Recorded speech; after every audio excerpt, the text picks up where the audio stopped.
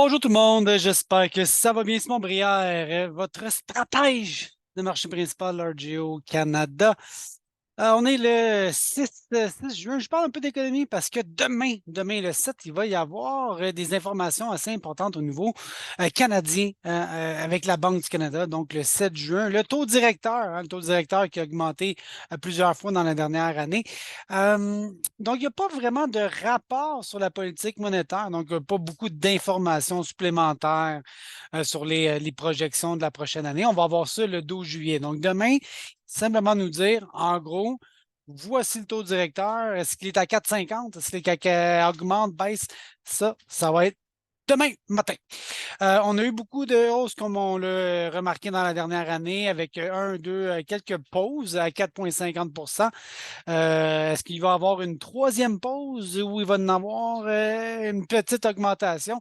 Je vous dirais que les probabilités, c'est à peu près une chance sur deux que le taux passe à 4,75. Donc, on aurait peut-être une légère hausse qui ferait en sorte qu'on serait plus élevé qu'il y a une quinzaine d'années en 2007. Il faudrait retourner peut-être au début des années 2000 pour avoir un taux d'intérêt similaire.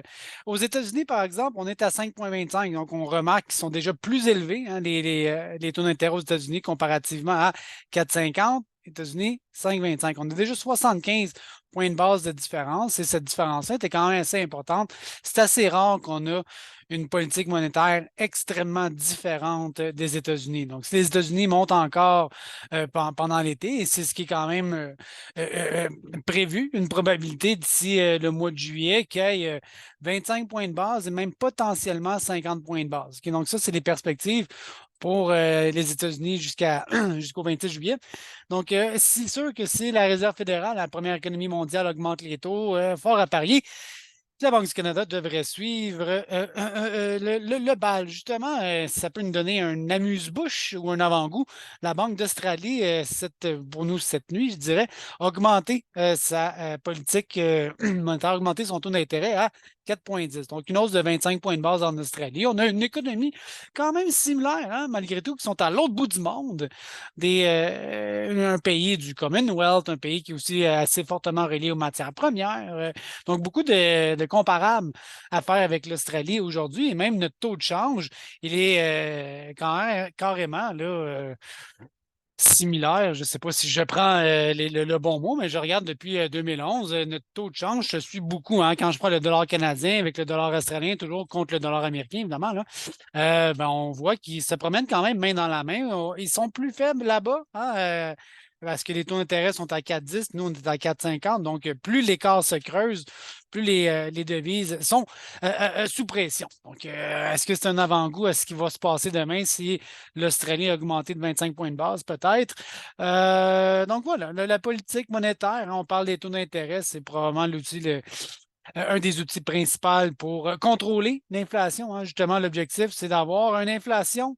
On cible le 2. Donc, on veut contrôler l'inflation qui est anormalement élevée. On voit ici à 4,10 quoi qu'on commence à revenir un petit peu plus raisonnable, mais on est très loin de la cible de 2 encore.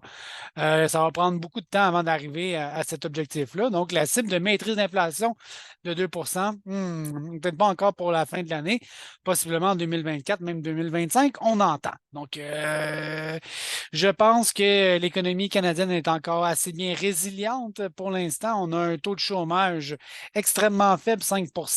Ensuite de ça, je pense que j'ai jamais connu de ma vie professionnelle et adulte un taux de chômage aussi faible que celui qu'on a. On a aussi des dépenses des consommateurs qui atteignent des records, hein, ma foi.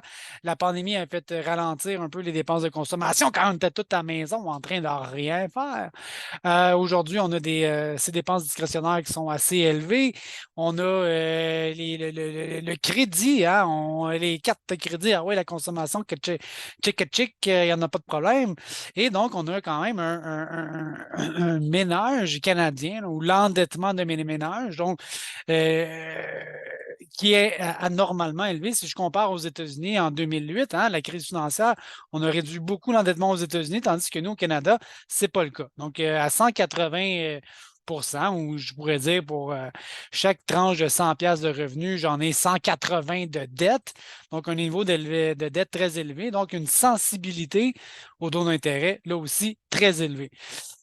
Donc voilà, je regarde un petit peu là, la structure du marché. Je trouve que les taux d'intérêt sur les obligations gouvernementales avec notre taux de change, ça aussi, c'est assez bien en ligne. Peut-être un risque un petit peu aussi sur la devise canadienne. Faites attention sur le taux de change.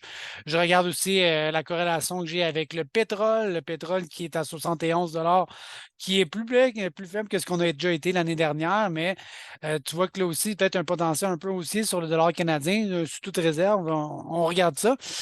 Donc, demain, 4,5 est-ce qu'on va être à 4,75? À mon avis, ce n'est pas une question de s'il faut aller plus haut.